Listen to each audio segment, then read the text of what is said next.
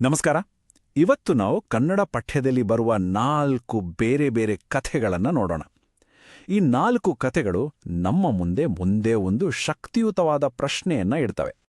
ಹಾಗಿದ್ರೆ ಆ ಪ್ರಶ್ನೆ ಏನು? ಅದೇ ಗ್ರಹಿಕೆ ಮತ್ತು ವಾಸ್ತವದ ನಡುವಿನ ವ್ಯತ್ಯಾಸ. ಇದೇ ನಮ್ಮ ಇವತ್ತಿನ ಈ ವಿಶ್ಲೇಷಣೆಯ ಕೇಂದ್ರಬಿಂದು. ಸರಿ, ನಮ್ಮ ಈ ಪಯಣ ಶುರುವಾಗೋದು ಲಿಯೋ ಟಾಲ್ಸ್ಟಾಯ್ ಅವರ ಒಂದು ಕ್ಲಾಸಿಕ್ ಕಥೆಯಿಂದ. ಇದು ಮನುಷ್ಯನ ಸ್ವಭಾವದ ಬಗ್ಗೆ ಇರುವೊಂದು ಕಥೆ ಅಂತನೂ ಹೇಳ್ಬೋದು. ಈ ಕಥೆಯಲ್ಲಿ ಒಬ್ಬ ಯಜಮಾನ ಇದ್ದ. ಅವನು ಎಷ್ಟು ಒಳ್ಳೆಯವನು ಅಂದ್ರೆ ಅವನ ಹತ್ರ ಇದ್ದ ಗುಲಾಮರೆಲ್ಲ ಅವನನ್ನ ಹೊಗಳ್ತಿದ್ರು. ಆದ್ರೆ ಈ ಹೊಗಳಿಕೆ ಒಂದು ಪಿಶಾಚಿಗೆ ಯಾಕೋ ಏನೋ ಇಷ್ಟ ಆಗ್ಲಿಂದ. ಹಾಗಾಗಿ ಆ ಪಿಶಾಚಿ ಒಂದು ಸಿಂಪಲ್ ಆದ್ರೆ ತುಂಬಾನೇ ಕುತಂತ್ರದ ಪ್ಲಾನ್ ಮಾಡ್ತು. ಅದರ ಪ್ರಕಾರ ಎಷ್ಟೇ ಒಳ್ಳೆಯವನಾಗಿರ್ಲಿ ಕೆಟ್ಟದ್ದಕ್ಕೆ ಕೆಟ್ಟದ್ದಾಗಿಯೇ ಪ್ರತಿಕ್ರಿಯೆ ನೀಡುತ್ತಾನೆ ಅನ್ನೋದು ಅದರ ವಾದವಾಗಿತ್ತು. ಇದೊಂಥರದ ಪಂಥ. ಸರಿ, ಈ ಪಂಥಕ್ಕೆ ಒಪ್ಕೊಂಡಿದ್ದು ಅಲೆಬ್ ಅನ್ನೋ ಒಬ್ಬ ಕುರುಬ. ಅವನು ತನ್ನ ಯಜಮಾನನ ಶಾಂತ ಸ್ವಭಾವವನ್ನ ಮುರಿತೀನಿಯಂಟ ಬೇರೆ ಗುಲಾಮರ ಮುಂದೆ ಸವಾಲ್ ಹಾಕ್ದ. ನೋಡಿ, ಯಜಮಾನ ಮತ್ತೆ ಅವನ ಅತಿಥಿಗಳೆಲ್ಲ ಇರುವಾಗ್ಲೇ ಅಲೆಬ್ ಆ ಟಗರನ್ನ ಹಿಡಿದು ಅದರ ಒಂದು ಕಾಲನ್ನ ಒಣಗಿದ ಕಡ್ಡಿ ಮುರಿದ ಹಾಗೆ ಪಟ್ ಅಂತ ಮುರಿದುಬಿಟ್ಟ. ಆದ್ರೆ ಯಜಮಾನನ ಪ್ರತಿಕ್ರಿಯೆ ಮಾತ್ರ ಯಾರೂ ಊಹಿಸಿರ್ಲಿಲ್ಲ. ಕೋಪ ಮಾಡಿಕೊಳ್ಳೋ ಬದಲು ಅವನು ಕ್ಷಮೆಯನ್ನಷ್ಟೇ ಅಲ್ಲ, ಸ್ವಾತಂತ್ರ್ಯವನ್ನೂ ಕೊಟ್ಟ. ಇದನ್ನ ನೋಡಿದ ಪಿಶಾಚಿಗೆ ಏನ್ ಮಾಡಬೇಕು ಅಂತಾನೆ ತೋಚಿಲ್ಲ.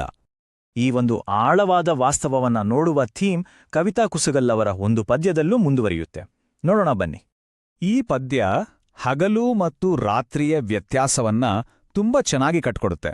ಹಗಲ್ನಲ್ಲಿ ಎಲ್ಲ ವಿಭಜನೆಗಳು ಸ್ಪಷ್ಟವಾಗಿ ಕಾಣ್ತವೆ. ದೇವಸ್ಥಾನ, ಚರ್ಚ್, ಮಸೀದಿ ಎಲ್ಲವೂ ಬೇರೆ ಬೇರೆ. ಆದರೆ ರಾತ್ರಿ ಬಂದಾಗ ಈ ಭೇದಗಳೆಲ್ಲ ಮಾಯವಾಗಿ ಎಲ್ಲವೂ ಒಂದೇ ಅನ್ನೋ ಭಾವನೆ ಮೂಡುತ್ತೆ. ಸರಿ, ಈಗ ಸಾಮಾಜಿಕ ವಾಸ್ತವದಿಂದ ಸ್ವಲ್ಪ ಆಧ್ಯಾತ್ಮದ ಕಡೆಗೆ ಹೋಗೋಣ. 12ನೇ ಶತಮಾನದ ವಚನಗಳ ಮೂಲಕ ಕೆಲವು ಒಳನೋಟಗಳನ್ನು ನೋಡೋಣ. ವಚನಗಳು ಅಂತ ಕರೆಯಲ್ಪಡುವ ಈ ಪದ್ಯಗಳೇನಿದೆಲ್ಲ, ಇವು ಭಕ್ತಿ ಅಂದ್ರೆ ಏನು ಅಂತ ಮೇಲ್ನೋಟಕ್ಕೆ ಕಾಣೋದನ್ನ ಪ್ರಶ್ನಿಸ್ತವೆ. ಉದಾಹರಣೆಗೆ, ಸತ್ಯಕ್ಕ ಎನ್ನುವ ಕವಯಿತ್ರಿ ನಿಜವಾದ ಭಕ್ತಿಯನ್ನ ಹೊರಗಿನ ಆಚರಣೆಗಳಿಂದ ಅಳೆಯಬಾರದು ಅಂತಾರೆ. ಬದಲಿಗೆ ಅದು ಆಂತರಿಕ ಶುದ್ಧತೆ ಮತ್ತು ನೈತಿಕತೆಯ ಮೇಲೆ ನಿಂತಿದೆ ಅಂತ ವಿವರಿಸ್ತಾರೆ. ಇನ್ನು ಮೋಳಿಗೆ ಮಹಾದೇವಿ ಅವರಂತೂ ಇನ್ನೂ ಒಂದು ಹೆಜ್ಜೆ ಮುಂದೆ ಹೋಗಿ ಹೇಳ್ತಾರೆ, ಒಳ್ಳೆ ನಡತೆ ಇಲ್ಲ ಅಂದ್ರೆ ಪವಿತ್ರ ಜ್ಞಾನಕ್ಕೂ ಬೆಲೆ ಇಲ್ಲ ಅಂತ. ಅವರ ರೂಪಕವಂತೂ ತುಂಬಾನೇ ಪ್ರಬಲವಾಗಿದೆ ಅಲ್ವಾ? ಸರಿ, ಕೊನೆಯದಾಗಿ ನಮ್ಮ ಈ ಪಯಣ ಶ್ರೀಲಂಕಾದ ಒಂದು ಕಾಡಿಗೆ ಹೋಗುತ್ತೆ. ಇಲ್ಲಿ ಗ್ರಹಿಕೆ ಮತ್ತು ವಾಸ್ತವ ಒಂದು ಅದ್ಭುತ ರೀತಿಯಲ್ಲಿ ಮುಖಾಮುಖಿಯಾಗ್ತವೆ. ಪಾಲು ಅನ್ನೋ ಮರಗಳಿಂದ ಬರ್ತಿದ್ದ ವಿಚಿತ್ರವಾದ ಹೊಳೆಯೋ ಬೆಳಕಿಗೆ ಕಾರಣ ಕಾಟೇರಿ ಅನ್ನೋ ದೆವ್ವಗಳು ಅಂತ ಅಲ್ಲಿನ ಜನ ನಂಬಿದ್ರು. ಆದ್ರೆ ಒಬ್ಬ ವಿಜ್ಞಾನಿ ಮಾತ್ರ ಇದಕ್ಕೆ ಬೇರೆದೇ ಕಾರಣ ಇರ್ಬೋದು ಅಂತ ಯೋಚಿಸಿದ್ರು. ಎಲ್ಲರೂ ಬೇಡ ಅಂದ್ರೂ ಕೇಳ್ದೆ ಡಾಕ್ಟರ್ ಕೋವೋರ್ ಮತ್ತು ಅವರ ತಂಡ ರಾತ್ರಿ ಹೊತ್ತು ಆ ಕಾಡಿನೊಳಗೆ ಹೋದ್ರು. ಅಲ್ಲಿಯವರು ನೋಡಿದ ದೃಶ್ಯ ನಿಜಕ್ಕೂ ಮರೆಯಲಾಗದ್ದು. ಅಲ್ಲಿಂದ ಮರದ ಸ್ಯಾಂಪಲ್ ತಂದು ಪರೀಕ್ಷೆ ಮಾಡಿದಾಗ ಡಾಕ್ಟರ್ ಕೋವೂರ್ ಅವರಿಗೆ ನಿಜವಾದ ಕಾರಣ ಏನು ಅಂತ ಗೊತ್ತಾಯಿತು. ಅದು ಯಾವುದೇ ದೆವ್ವ ಭೂತ ಅಲ್ಲವೇ ಅಲ್ಲ. ಆ ದೆವ್ವ ವಾಸ್ತವದಲ್ಲಿ ಬಯೋಲುಮಿನೆಸೆನ್ಸ್ ಅನ್ನೋ ಒಂದು ನೈಸರ್ಗಿಕ ಅದ್ಭುತ. ಇದನ್ನೇ ನಾವು ಮಿಂಚುಹುಳಗಳಲ್ಲೂ ಮತ್ತು ಕೆಲವು ಸಮುದ್ರಜೀವಿಗಳಲ್ಲೂ ನೋಡ್ತೀವಿ.